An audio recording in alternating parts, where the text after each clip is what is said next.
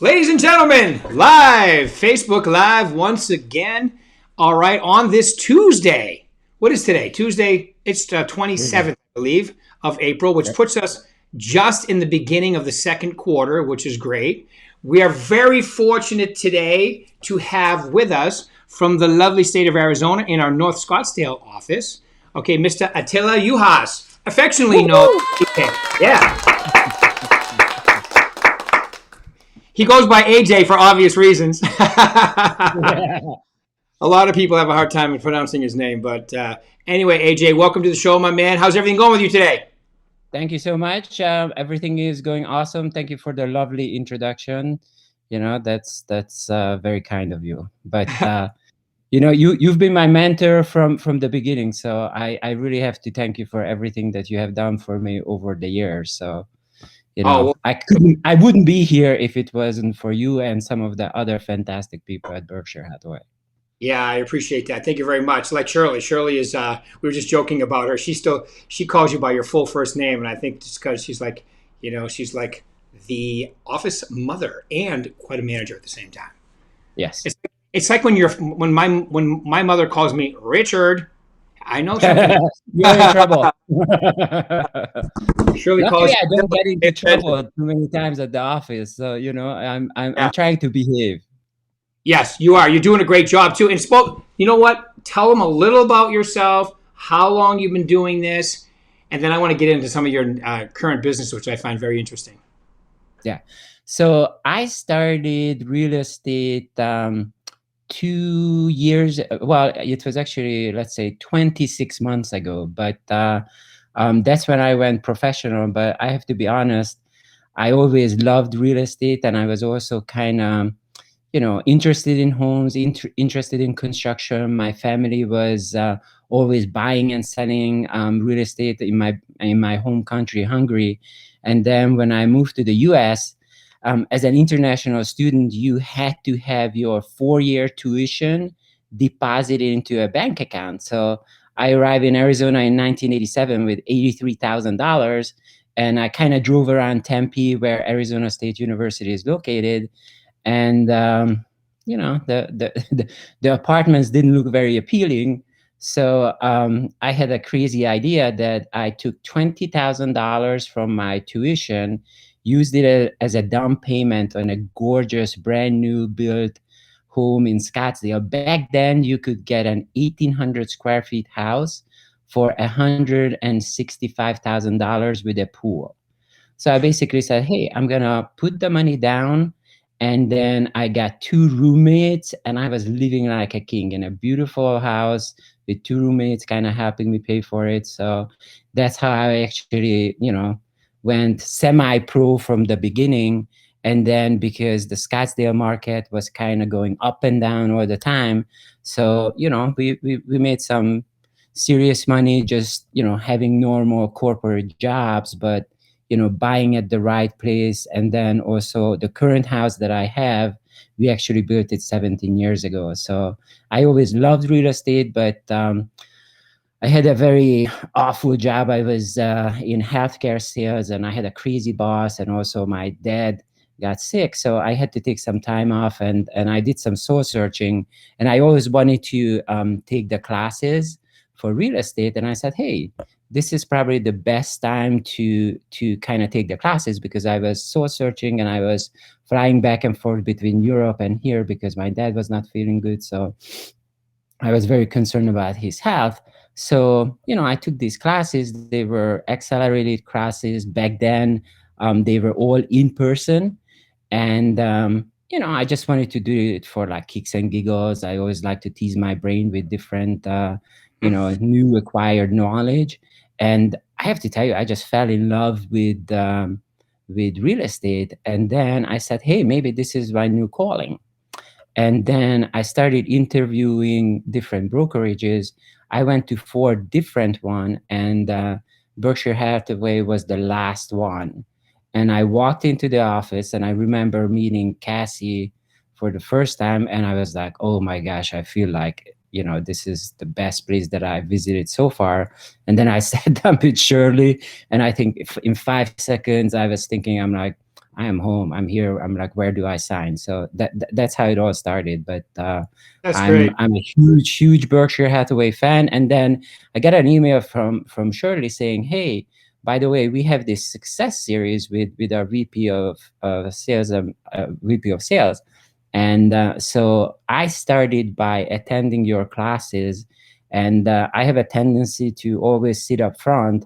So I basically lodge myself directly in front of you, Yeah, I and remember. I was just soaking in all the knowledge, because I just always believe that if I sit up front, nothing will kind of, deter my attention from paying attention. So that was like my all college days. I always like to sit up front, because if I hide in the back, then I'm not gonna get all the knowledge and I will get distracted. So it was very successful. So I've been approached by many different brokerages, especially now that I'm getting successful and noticed. But I just feel like I joined a family that kind of supports me. Just like my wife, I couldn't have done it without her, because I left a corporate job that was very I was very well compensated. I hated it, but I was well compensated. But then I basically, we had good enough funds to basically say, hey, I have a reserve. I don't have to worry even for 2 or 3 years.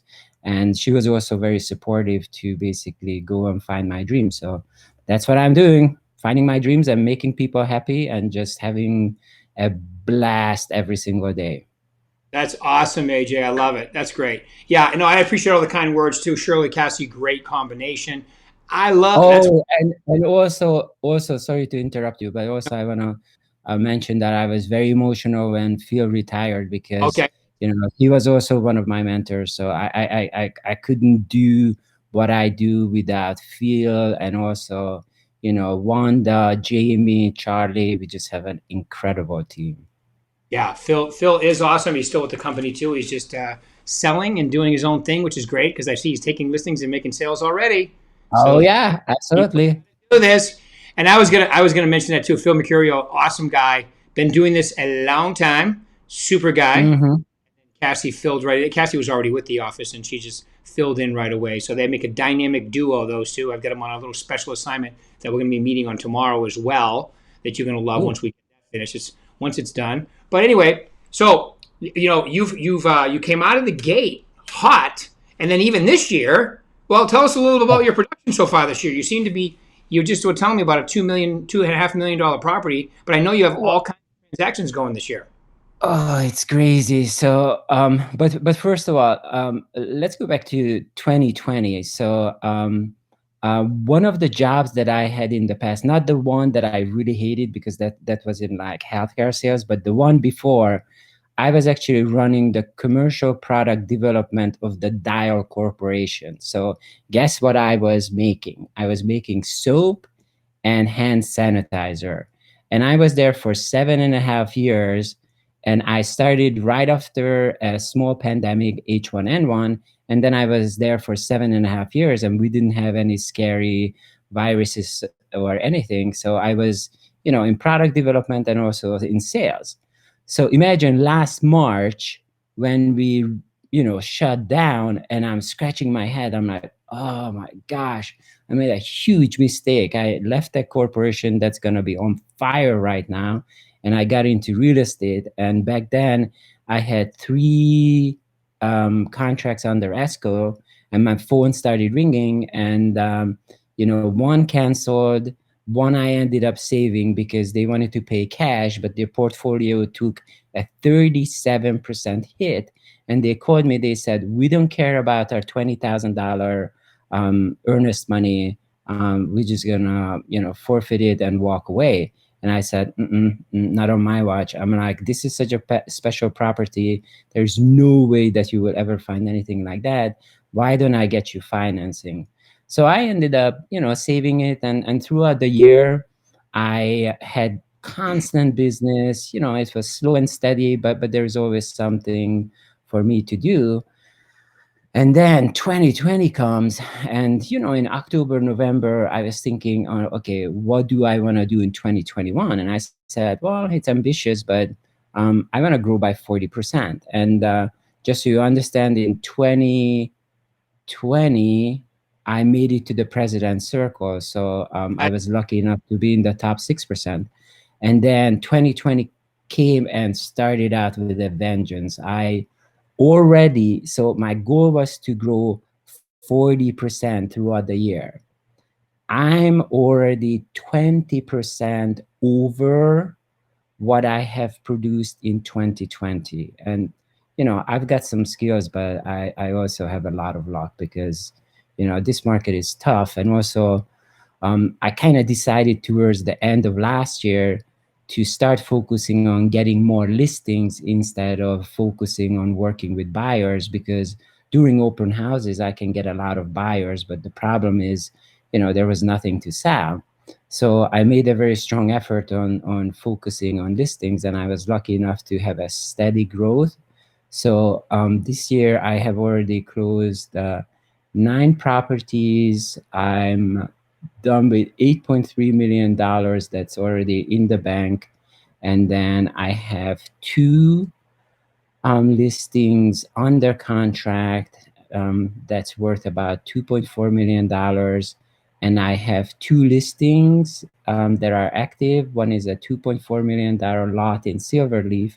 And then I have this gorgeous, gorgeous, gorgeous, modern, newly renovated home over here up in 85266 that's probably going to go under contract either today or tomorrow. I've been showing it for the last 3-4 days, and I have some very serious buyers looking at it. So probably get 2 or 3 offers today, and hopefully one more tomorrow. So we are not making a decision until tomorrow. Nice. Just kind of wanted to give everybody time to like come back home, once or twice. So yesterday I had somebody came back at night just to see how the house looks at night and enjoy the beautiful city lights and everything else. That's awesome. And that's the one you have in the market for 2.5, you were saying? It's 2.2. 2.2. 2.2. Okay, good. Good. Yeah. So you're okay. So closed and pending, you're well over 10 million. Okay. And so that's great. You're going to fracture last year. And last year was a really good year for you, even though, like you said, at one point you were saying, oh, what did I do? But then, we had a kind of a slow April and May, but then June kicked back into gear, and July through December were great. Yeah. But and AJ, you mentioned skills and you mentioned luck. And I'm going to tell you that the other thing that you do is your skills. You prospect, you talk to people, like you said, you're doing more listings than you are buyers, although you do both. That's why you're having such a great time of it in being in the business such a small amount of time, because you're super proactive. Yeah. And also, I remember when I went to your success series, you said that you have to silence your drunk monkey. Do you remember that? Yeah. Yep, I do.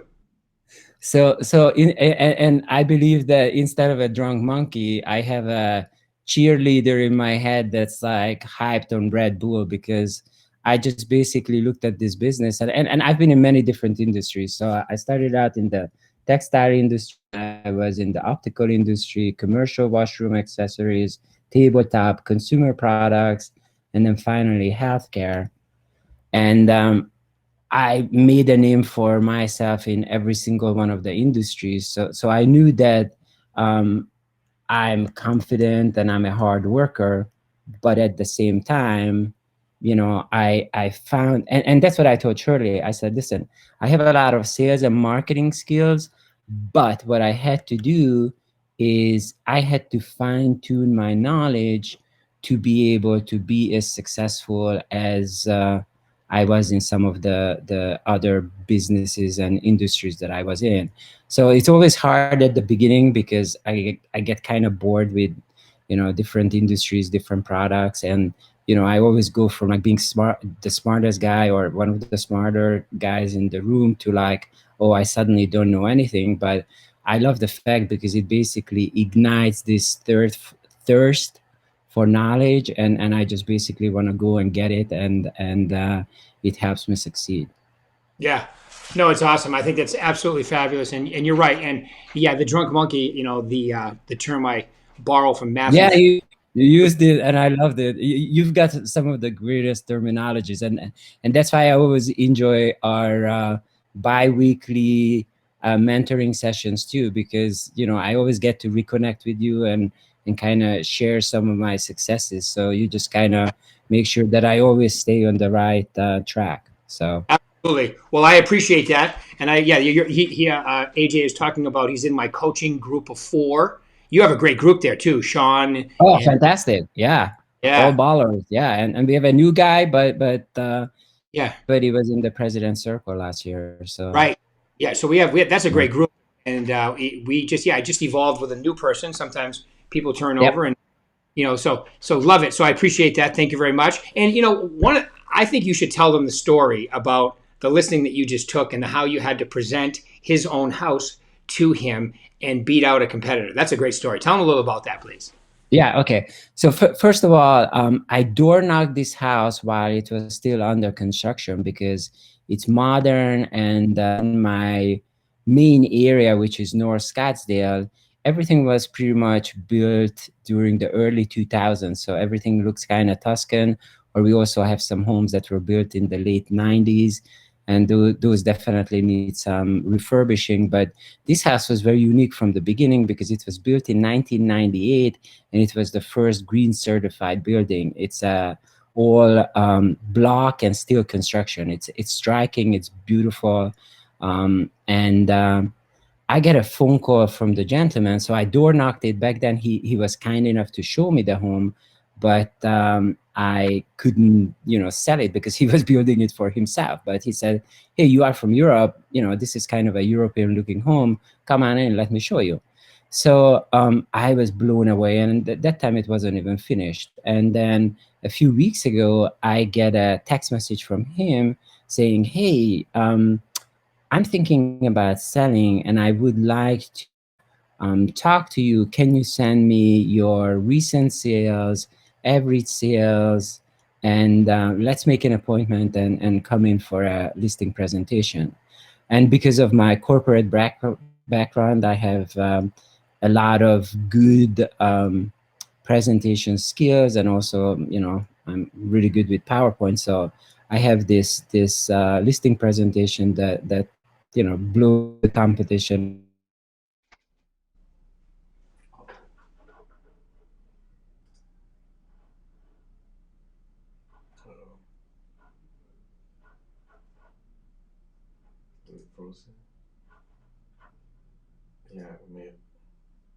Okay. We have technical difficulties here. Okay, we'll try to get AJ back in. I don't know if you can. Is that him? All right. So hopefully it'll jump right back in. But what he had to do is he had to go in and look at the house. The seller gave him 2.5 pages of details of the home and the competitor, and he had to present the house like as if the seller was a buyer to them. Like if this was a buyer, if I was a buyer, how would you present my home and sell it to me? And so he had to know all the, right down to the faucet name, brands, and appliances and everything. And the seller, and he had an hour and a half to present, which he did. And the seller gave him a 95 out of 100 and gave his competitor a 75. So he goes, if roles were reversed and it was 2 years ago, I would buy this house from you. That's how well you presented it. So he had to practice it. He had to practice his presentation before he went in and listed a 2.2 or $2.4 million property. So that's awesome. Unfortunately, Paul, so have we lost him for good? Oh, wait. Hold on, here he comes. Here he comes. This is a first. We've lost somebody, and hopefully got him back on in the same call. And Here he is. am I on? Okay, super. Back. Woohoo! I'm back. Thank you, Cox. Super. Woohoo!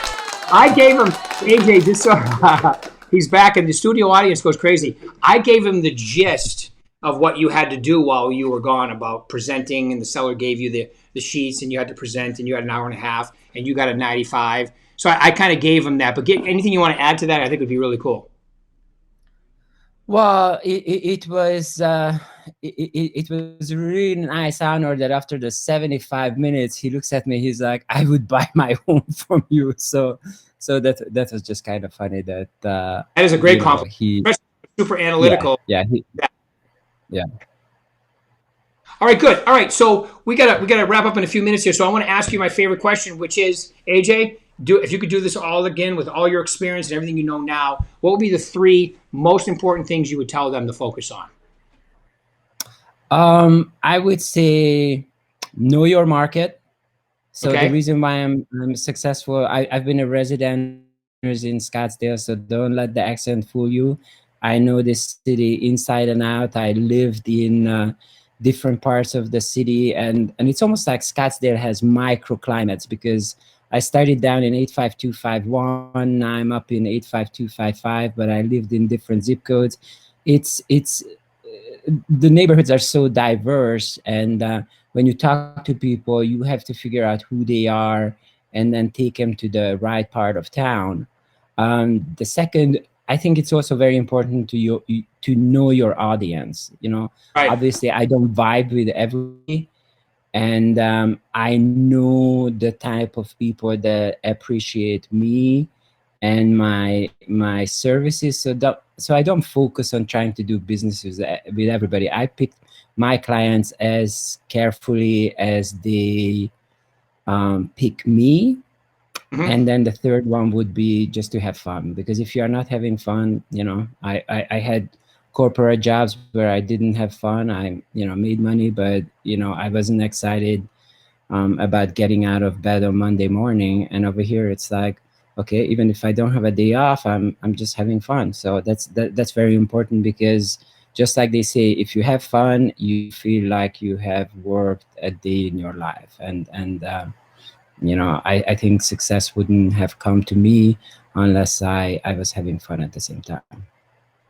Exactly. All right. All right. 3 really good. Know your market, know your audience, and love what you do. And if you don't love it, do something else. Like you said, making money is one thing, but if you're making money, you're not enjoying it, it gets old fast. And real estate is so diverse.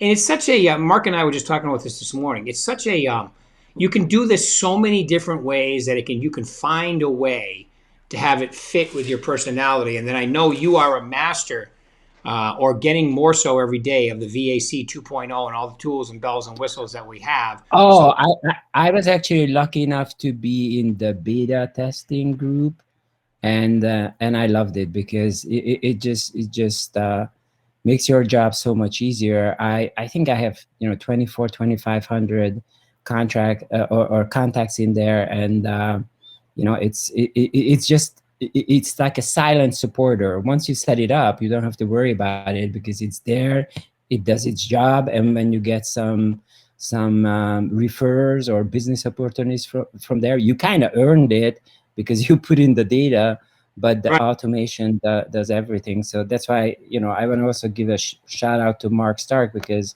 I know it wasn't cheap, but he believed in it, and I embraced it from the beginning. And it's awesome. Yeah.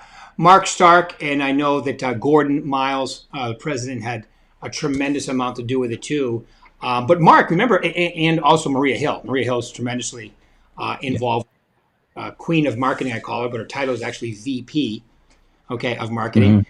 Mm-hmm. Mark, speaking of Mark Stark, he thinks like a real estate agent. I mean, what I was just talking to, not only do we have that VAC 2.0, but wait till you see the next phase coming out very shortly that a lot of us are working on that I think is going to be really, really good, even though you're already using it.